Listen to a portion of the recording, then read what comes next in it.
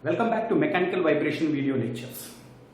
In the last video session, we have seen that the natural frequency of the torsional vibrations we have derived in that connections, and today I am going to be solve one more problem on that one. So here is the problem. A shaft of 100 mm diameter and 1 meter long has one of its end fixed and the other end carries a disc of mass 500 kg at a radius of gyration 450 mm. The modulus of rigidity of that shaft material is 80 giganewton per meter square. Full stop. Determine the natural frequency of torsional vibrations. So the problem is very clear to our mind. We need to calculate the natural frequency of the vibrating system. Then how to calculate it? First I am going to be converting that into the pictorial view. There we can see here. So he has given a shaft, he has mentioned 100 mm diameter. That D I mentioned here. Clear? Next, the length he has given 1 meter. That's the length I have given. And the next one, the one end is going to be fixed.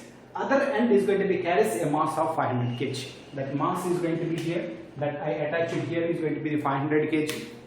Right? And then what will happen? The radius of gyration is going to be 450 mm.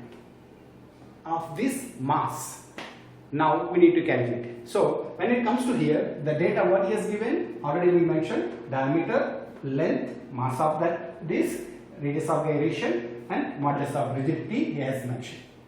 Right? And then we need to calculate the natural frequency of this system. So then we do have that formula that's going to be 1 by 2 pi the square root of kT by I. As we know that the kT is going to be, the stiffness constant is going to be kT is equal to torsional stiffness, that is equal to Cj by L we are going to be taking. Sometimes the C will become G also they are going to be taking, there is no issue. J is going to be polar moment of inertia. What is the polar moment of inertia of this shaft? 5 by 32 d to the power of 4 that I mentioned, 5 by 32. What is the diameter? I am writing in terms of meter, that is going to be 0.1 to the power of 4. That's we are going to be getting in terms of mm to the power of 4. And L we know, C also we know. Then if you substitute in this equation, the kT is equal to, C is equal to what is the form? 80 into 10 to the power of 9 divided by L, how much? That's equal to 1 meter we do have. And similarly, and this value, the J is equal to 9.82 into 10 to the power of minus 4 into mm into meter to the power of 4. So that's the way we are going to be calculating. Sorry, here 10 to the power of minus 6 value we are going to be getting. Then once I am going to be substituting this equation, that's going to be 9.82 into 10 to the power of minus 6. So what is the value we are going to be getting from this? So that's going to be 785.6 into 10 to the power of 3, 785.6 10 to the power of 3 and Newton meter.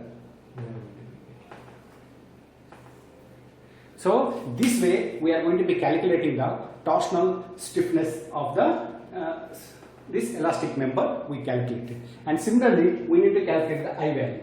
I is going to be related to the mass which is going to be hanging to the shaft. That's what's the formula. I is equal to, that's going to be m k square we are going to be taking. The mass is equal to 500 kg and this is going to be 0.45 meters. Then what is the final value we are going to be getting there?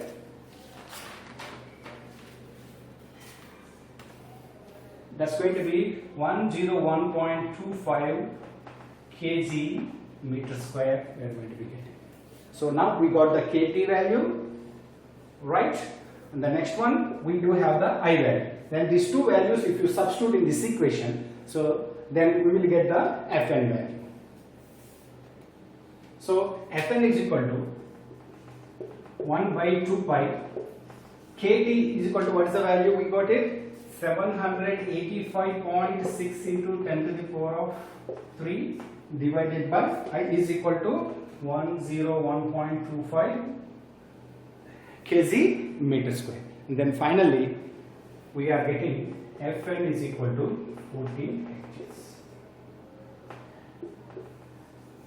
This is the natural frequency for this torsional vibration system. This way we are going to be calculating. Thank you.